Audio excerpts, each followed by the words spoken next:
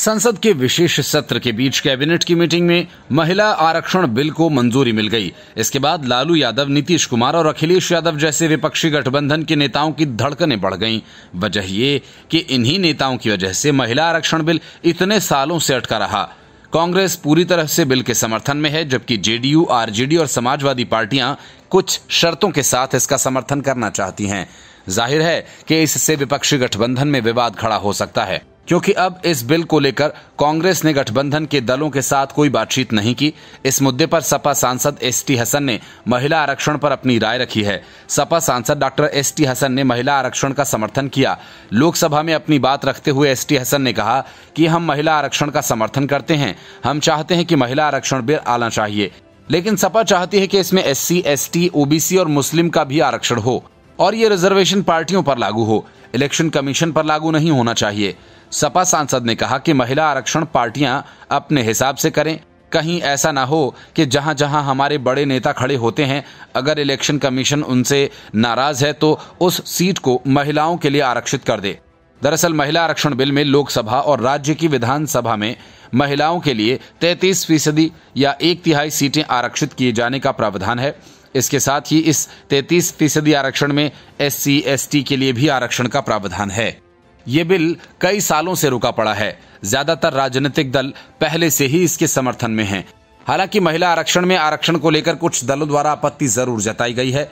इससे पहले यूपीए सरकार में भी महिला आरक्षण बिल को पास करने की कोशिश की गई थी, लेकिन तब ये पास नहीं हो पाया था। ये बिल करीब 27 वर्षों से लंबित है। महिला आरक्षण बिल को संसद से पारित करने के लिए आखिरी बार ठोस प्रयास यूपीए सरकार में 2010 में हुआ था, जब राज्यसभा ने लोकसभा और राज्य विधानसभाओं में महिलाओं के लिए 33% सीटें आरक्षित करने के कदम का विरोध करने वाले कुछ सांसदों को मार्शलों द्वारा बाहर निकाले जाने के बीच विधेयक पारित कर दिया था। लेकिन लोकसभा, आरजेडी, जेडीयू और समाजवादी पार्टी के कड़े विरोध के बाद ये विधेयक लटक गया। निचले सदन ने इसे पारित नहीं किया। 2008 के विधेयक का सपा, राजद और जेडीयू ने कड़ा विरोध किया था। इन दलों ने बिल में ओबीसी महिलाओं के लिए भी क्षैतिज आरक्षण की भी मांग की थी। संसद में हंगामे को देखते हुए 2008 के विधेयक को संसद की कानून और न्याय संबंधी स्थायी समिति को भेजा गया था, लेकिन समिति आम सहमति तक पहुंचने में विफल रही। मतलब कि विपक्षी गठबंधन के तीनों दल शुरू से ही किसी न किसी बहाने से महिला आरक्षण बिल का विरोध करते रहे। अब देखना यह होगा कि अब जब ये बिल फिर से सदन में पेश किया जाएगा तो इन पार्टियों का क्या रुख रहेगा। Bureau report, news of India. Congress जिस तरह से विपक्षी अलायंस को अपने हिसाब से हाँकने लगी है और जिस तरह से सहयोगी दलों का गठबंधन को लेकर उत्साह कम हुआ है, उससे कई सवाल उठने लगे हैं। पहला तो ये कि क्या जिस तरह से विपक्षी दल अलायंस बनाकर फ्रंट फुट पर खेल रहे थे, वो जोश अब ठंडा पड़ गया है, या फिर सपा अलायंस अपने नेताओं की अति महत्वाकांक्षा का शिकार हो गई है, या क्या अलायंस की नींव कमजोर हो गई थी। 2024 के लोकसभा चुनावों और विपक्ष की चर्चा होते ही इस तरह की कई बातें आजकल होने लगती हैं। हाल की घटनाओं पर नजर डालें तो कांग्रेस ड्राइविंग सीट पर तो दिख रही है, लेकिन उससे जो अपेक्षाएं थीं वो पूरी नहीं हो पा रही। शायद यही कारण है कि नीतीश कुमार और ममता बनर्जी जैसे लोग गठबंधन से दूरी बना रहे हैं। अरविंद केजरीवाल अलग थलग पड़ गए हैं। आज जिस रूप में गठबंधन दिख रहा है उसमें नीतीश कुमार की सबसे बड़ी भूमिका रही है, पर नीतीश कुमार ही कई मौकों पर इस तरह बोल रहे हैं जिससे लगता है कि इंडिया में सब कुछ ठीक नहीं चल रहा। माना जा रहा है कि इसके पीछे कांग्रेस का अति आत्मविश्वास है। नीतीश कुमार ने जिस तरह से उम्मीद के विपरीत 14 टीवी न्यूज एंकर्स के बहिष्कार करने के गठबंधन के फैसले से असहमति जता दी, वो गौर करने लायक है। उन्होंने दो टूक बोल दिया कि वे पत्रकारों के सपोर्ट में हैं। अलायंस की मीडिया उप समिति ने 14 टीवी एंकर्स के शोज का बहिष्कार करने का फैसला किया था। इतने महत्वपूर्ण फैसले पर क्या नीतीश कुमार से सलाह नहीं ली गई? नीतीश कुमार कहते हैं कि उन्हें इसकी कोई जानकारी नहीं। दिलचस्प ये है कि उस बैठक में उनकी पार्टी का प्रतिनिधि संजय झा भी मौजूद थे। फिर भी नीतीश ने ऐसा क्यों कहा, ये गौर करने वाली बात है। साफ है कि उन्होंने जानबूझकर प्रेस के सामने न जानने का नाटक किया। अगर ऐसा है तो गठबंधन के लिए और खतरनाक संदेश है। असल में पूरी लिस्ट कांग्रेस के मीडिया सेल ने बनाई थी और उसे सहयोगी दलों के ऊपर थोप दिया। अलायंस में जाति आधारित गणना को लोकसभा चुनावों में मुद्दा बनाने पर लगभग सहमति बन चुकी है। समन्वय समिति की बैठक के बाद पिछले हफ्ते कांग्रेस नेता वेणुगोपाल ने मीडिया से यही कहा था। लेकिन ये जानते हुए कि तृणमूल कांग्रेस की सुप्रीमो ममता बनर्जी इसका विरोध कर रही हैं, उनके बिना कांग्रेस ने ये जल्दबाजी क्यों की? जातिगत जनगणना के मुद्दे पर लगातार राहुल गांधी भी बोल रहे हैं। क्या बिना ममता बनर्जी के सपोर्ट के गठबंधन सरवाइव कर सकेगा? आम आदमी पार्टी और कांग्रेस को लेकर हर दिन एक खबर मीडिया में आ रही है। कभी पंजाब तो कभी हरियाणा, कभी दिल्ली तो कभी मध्य प्रदेश से ऐसी खबरें आती हैं कि कांग्रेस की राज्य इकाई नहीं चाहती कि आम आदमी पार्टी के साथ कांग्रेस चुनाव लड़े। यही हाल आम आदमी पार्टी का भी है। आम आदमी पार्टी की इकाइयां ये भी कहती हैं कि हम अकेले चुनाव लड़ेंगे। दरअसल यहां भी कांग्रेस अपने बड़े भाई के रोल में नहीं काम कर रही। ये सही है कि आम आदमी पार्टी की महत्वाकांक्षाएं बढ़ती ही जा रही हैं, पर पिछला रिकॉर्ड आम आदमी पार्टी के फेवर में है। इसलिए आज अगर आम आदमी पार्टी जो कह रही है उसका हक बनता है। राहुल गांधी की भारत जोड़ो यात्रा और हिमाचल कर्नाटक चुनाव जीतने के आधार पर कांग्रेस मध्य प्रदेश और छत्तीसगढ़ में आम आदमी पार्टी को टिकट शेयर करने के लिए तैयार नहीं है, तो निश्चित है कि आम आदमी पार्टी दिल्ली और पंजाब में कांग्रेस के लिए मुश्किलें खड़ी करेगी। Bureau report, news of India. Canada में वोट बैंक की घटिया सियासत कर रहे जस्टिन ट्रूडो की सरकार के साथ भारत के रिश्ते अब तक के सबसे बुरे दौर में पहुंच गए हैं। कनाडा में अवैध तरीके से घुसे खालिस्तानी आतंकवादी हरदीप सिंह निज्जर की हत्या को लेकर जस्टिन ट्रूडो की सरकार ने पहले उसकी हत्या का आरोप भारत पर लगाया और फिर एक टॉप भारतीय राजनयिक को देश छोड़ने का आदेश दिया। कनाडा की इस कार्रवाई के खिलाफ भारत ने ईंट का जवाब पत्थर से देते हुए कुछ ही घंटों के बाद एक सीनियर कनाडियाई राजनयिक को देश छोड़ने का आदेश दे दिया। विदेश मंत्रालय की तरफ से बयान जारी कर इसकी जानकारी दी गई। राजनयिक को 5 दिन के भीतर भारत छोड़ने का आदेश दिया गया। खालिस्तानी आतंकियों के सरपरस्त कनाडा के प्रधानमंत्री जस्टिन ट्रूडो ने कनाडियाई संसद को संबोधित करते हुए कहा कि सिख नेता हरदीप सिंह निज्जर की हत्या में भारतीय एजेंट्स का हाथ हो सकता है। उन्होंने सीधे तौर पर भारत पर आरोप लगा दिया। सिर्फ इतना ही नहीं, बल्कि कनाडा की विदेश मंत्री ने भी यही बातें कही। इसके बाद भारत ने बयान जारी कर कनाडा के आरोपों को खारिज कर दिया। भारत ने कहा कि कनाडा का हत्या का आरोप बेहद बेतुका और राजनीति से प्रेरित है। विदेश मंत्रालय की तरफ से जारी किए गए बयान में कहा गया कि भारत में कनाडा के हाई कमिश्नर को आज बुलाया गया। उन्हें बताया गया भारत ने नई दिल्ली में मौजूद एक वरिष्ठ कनाडियाई राजनयिक को देश छोड़कर जाने को कहने का फैसला किया है। राजनयिक को 5 दिन के भीतर भारत छोड़कर जाने को कहा गया है। विदेश मंत्रालय ने आगे कहा, ये फैसला हमारे आंतरिक मामलों में कनाडियाई राजनयिकों के हस्तक्षेप और भारत विरोधी गतिविधियों में उनकी भागीदारी पर भारत सरकार की बढ़ती चिंता को दिखाता है। हरदीप सिंह निज्जर प्रतिबंधित अलगाववादी ग्रुप सिख फॉर जस्टिस से जुड़ा हुआ था। वो गुरपतवंत सिंह पन्नू के बाद इस ग्रुप का दूसरे नंबर का नेता था। इस साल 18 जून को ब्रिटिश कोलंबिया में एक गुरुद्वारे के बाहर निज्जर की गोली मारकर हत्या कर दी गई। निज्जर जलंधर के भारसिंहपुरा गांव का रहने वाला था। वह 1996 में कनाडा चला गया था। कनाडा में उसने प्लम्बर के तौर पर काम करना शुरू किया, लेकिन जल्द ही वह खालिस्तानी गतिविधियों में शामिल हो गया। निज्जर कनाडियाई नागरिक बन गया था। यही वजह है कि उसकी हत्या के बाद से ही कनाडा में कुछ सिख अलगाववादी संगठनों ने सरकार पर दबाव बनाना शुरू कर दिया कि वह हत्या की जांच करे। कनाडा के पीएम ने भी निज्जर की हत्या को लेकर संसद में कहा कि उसकी जमीन पर कनाडियाई नागरिक की हत्या संप्रभुता का उल्लंघन है। पिछले कुछ सालों में कनाडा खालिस्तानी गतिविधियों का अड्डा बन गया है। यहाँ कई सारे खालिस्तानी आतंकी छिपे हुए हैं। Bureau report, news of India. महिला आरक्षण बिल के संसद में पेश होने की सुगबुगाहट होते ही विपक्ष गठबंधन में धमाके होने लगे। वजह ये कि लालू यादव, नीतीश कुमार और अखिलेश यादव की पार्टी शुरू से ही किसी न किसी बहाने से इस बिल की राह में रोड़ा अटकाती रही है। फिलहाल ये पार्टियां ज्यादा मुखर नहीं हो रही हैं, लेकिन अंदर ही अंदर इसके विरोध का ताना बाना बुनने लगी। यही वजह है कि कपिल सिब्बल मैदान में कूद गए और तरह तरह के सवाल करने लगे, जिसका कुल मतलब महिला आरक्षण बिल को लेकर रायता फैलाना है। कपिल सिब्बल, लालू यादव जिनके पुराने क्लाइंट हैं, और अखिलेश यादव की कृपा से तो वो राज्यसभा भी पहुंचे हुए हैं, इसलिए उनकी मदद करने वे सामने आए और महिला आरक्षण बिल पर सरकार को घेरा। उन्होंने सवाल उठाया कि जब सभी पार्टियां बिल के समर्थन में थीं, तो फिर 10 साल तक इंतजार करने की क्या जरूरत पड़ी। सिब्बल का कहना है कि ऐसा 2024 में होने वाले लोकसभा चुनावों को ध्यान में रखकर किया गया। इस बात की उम्मीद जताई जा रही है कि महिला आरक्षण बिल को संसद में पेश कर दिया जाएगा। केंद्रीय मंत्री प्रहलाद पटेल ने सोशल मीडिया प्लेटफॉर्म एक्स पर पोस्ट किया कि कैबिनेट ने महिला आरक्षण बिल को मंजूरी दे दी है। हालांकि उन्होंने 1 घंटे के भीतर ही इस पोस्ट को डिलीट कर दिया। मगर इस बात की चर्चा तेज है कि केंद्रीय कैबिनेट ने महिला आरक्षण बिल को मंजूरी दे दी है। पूर्व कांग्रेस नेता कपिल सिब्बल ने एक्स पर लिखा कि महिला आरक्षण बिल हैरानी की बात है। पीएम मोदी ने इस बिल को पेश करने में 10 साल का इंतजार क्यों किया, जबकि सभी पार्टियां इसके समर्थन में रहीं। महिला आरक्षण बिल के पारित होने से उम्मीद है कि महिलाओं के प्रतिनिधित्व में वृद्धि होगी और वे नीति निर्माण में अधिक प्रभावी भूमिका निभा सकेंगी। महिला आरक्षण बिल के समर्थकों का ये तर्क है, ये महिलाओं के सशक्तिकरण और समानता के लिए एक महत्वपूर्ण कदम होगा। वे कहते हैं कि आरक्षण महिलाओं को राजनीति में प्रवेश करने और नेतृत्व की भूमिकाओं को हासिल करने के एक समान अवसर प्रदान करेगा। महिला आरक्षण बिल के विरोधियों का तर्क है कि ये महिलाओं की योग्यता के आधार पर प्रतिस्पर्धा करने के अधिकार का उल्लंघन है। वे कहते हैं कि आरक्षण महिलाओं को विशेषाधिकार प्रदान करेगा और उन्हें योग्यता के आधार पर चुने जाने से रोकेगा। शायद यही वजह है, लेकिन अगर सरकार ओबीसी महिलाओं को कोटा मुहैया नहीं कराती है तो बीजेपी 2024 में यूपी में भी हार सकती है। जरा इस बारे में सोचिएगा। कपिल सिब्बल उसी कोटा के अंदर कोटा की बात कर रहे हैं जो लालू यादव, नीतीश कुमार और अखिलेश यादव करते रहे हैं। यूपीए 1 और यूपीए 2 की सरकार में केंद्रीय मंत्री रहे कपिल सिब्बल ने पिछले साल मई में कांग्रेस पार्टी छोड़ दी थी। उसी साल वे समाजवादी पार्टी के समर्थन से राज्यसभा के लिए चुने गए। महिला आरक्षण बिल एक संविधान संशोधन विधेयक है जो भारत में लोकसभा और सभी राज्य विधानसभाओं में महिलाओं के लिए 33% आरक्षण देने की बात करता है। ये बिल 1966 में पहली बार पेश किया गया था, लेकिन अब तक पारित नहीं हो पाया। महिला आरक्षण बिल का मकसद भारतीय राजनीति में महिलाओं की भागीदारी को बढ़ावा देना है।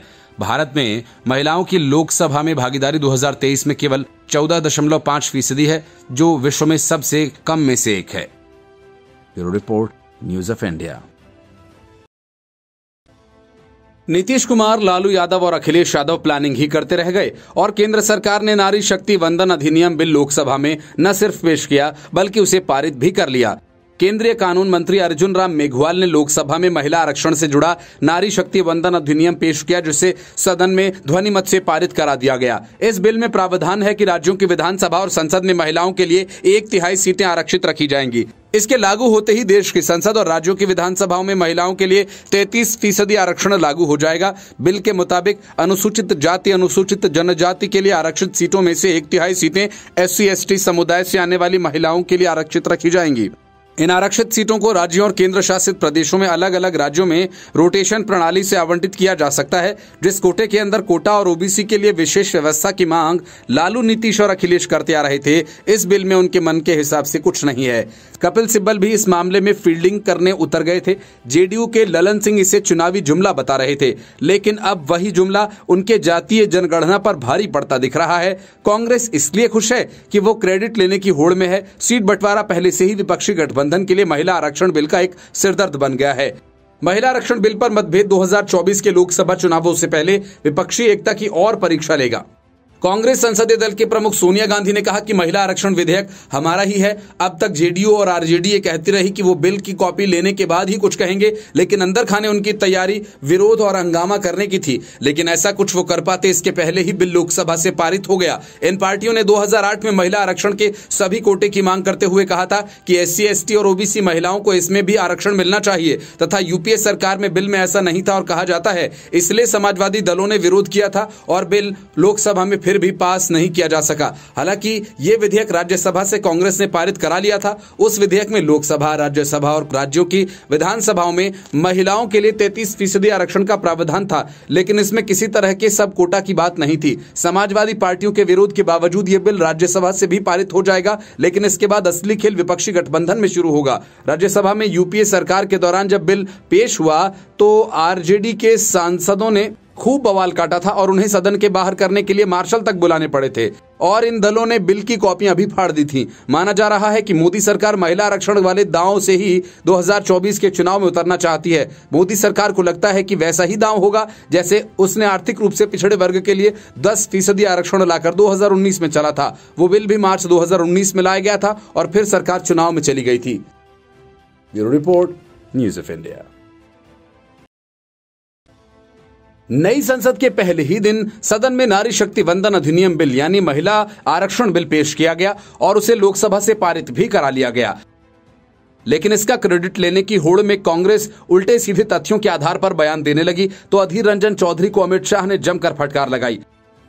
अधीर रंजन चौधरी ने अपने भाषण के दौरान दावा किया कि मनमोहन सिंह सरकार के दौरान जो महिला आरक्षण बिल संसद में पेश किया गया था वो अभी तक जिंदा है, यानी वो बिल पेंडिंग है।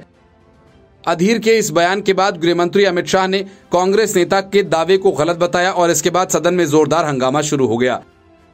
लोकसभा स्पीकर ओम बिड़ला ने कहा कि आज इस दिन केवल स्वागत करते हैं। अधीर रंजन चौधरी ने कहा कि राजीव गांधी की सरकार, नरसिम्हा राव की सरकार, मनमोहन सिंह सरकार ने अलग अलग समय पर इस बिल को पास करने के लिए प्रयास किया। कभी राज्यसभा में, लोकसभा में पास नहीं होता था, तो कभी लोकसभा में होता था तो राज्यसभा में गिर जाता था। और इसके बाद अधीर ने दावा किया कि मनमोहन सिंह सरकार के समय जो महिला आरक्षण बिल आया था वो अभी तक जिंदा है, उसे राज्यसभा में पास किया गया था। अधीर ने कहा कि हमारी कांग्रेस वर्किंग कमेटी की बैठक में जो प्रस्ताव पास हुआ उसमें ये मांग की गई है कि महिला आरक्षण के बिल को पास किया जाए। ये बहुत महत्वपूर्ण है। सोनिया गांधी ने पीएम मोदी को पत्र भी लिखा था। हम फिर से उस मांग को दोहराते हैं। अधीर के बयान पर अमित शाह ने कहा कि महिला आरक्षण बिल लोकसभा में कभी पास नहीं हुआ था। दूसरा, ये बिल पुराना लोकसभा में लंबित है, ये सही नहीं है। ये बिल 2014 में ही लोकसभा के विघटन के साथ ही निरस्त कर दिया गया था। अधीर रंजन का ये बयान तथ्यात्मक रूप से गलत है। मैं मांग करता हूं कि अधीर रंजन इस बारे में जो बोले हैं उस पर कोई कागजात है तो उसे पटल पर रखें या इसे रिकॉर्ड से दूर किया जाए। शाह ने कहा, मेरी व्यवस्था का प्रश्न है। अधीर ने कहा कि वो तथ्यात्मक रूप से गलत है। पुराना बिल अभी तक जीवित है। स्पष्ट मेरी जानकारी है कि पुराना बिल लैप्स कर गया है। इस बिल में लोकसभा में राजीव गांधी के समय पारित किया गया था, लेकिन ऐसा कभी नहीं हुआ था। शाह ने कहा, लोकसभा में जो बिल पारित होता है, अगर राज्यसभा उसको पारित नहीं करती है और लोकसभा का कार्यकाल समाप्त हो जाता है तो वह बिल अपने आप लैप्स हो जाता है। दरअसल विधेयक के श्रेय को लेकर पक्ष विपक्ष में खींचतान बनी हुई है। अधीर रंजन लगातार महिला आरक्षण विधेयक को कांग्रेस सरकार की पहल बता रहे हैं। उनका कहना है कि महिला आरक्षण विधेयक की मांग यूपीए ने शुरू की थी। इस पर अमित शाह ने नए संसद भवन में कहा कि माननीय अधीर रंजन चौधरी का कहना है कि पुराना विधेयक अभी भी जीवित है, जबकि स्पष्ट जानकारी है कि पुराने विधेयक की वैधता खत्म हो गई है। Bureau report, news of India. आरोप लगाकर भाग जाने की सियासत अरविंद केजरीवाल करते रहे हैं। अब वही काम कांग्रेस करने लगी तो फंस गई। राज्यसभा में मल्लिकार्जुन खड़गे ने बिना किसी तथ्य के सरकार पर गैर बीजेपी शासित राज्यों को जीएसटी पेमेंट देरी से देने का आरोप लगा दिया। बस फिर क्या था, वित्त मंत्री निर्मला सीतारमण मल्लिकार्जुन खड़गे से भिड़ गईं। दोनों के बीच तीखी बहस हो गई।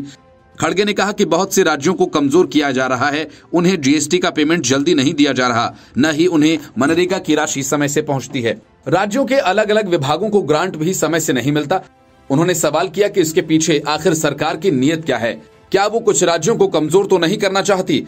खड़गे ने यह भी आरोप लगाया कि सिर्फ बीजेपी लोकतंत्र की बात करती है।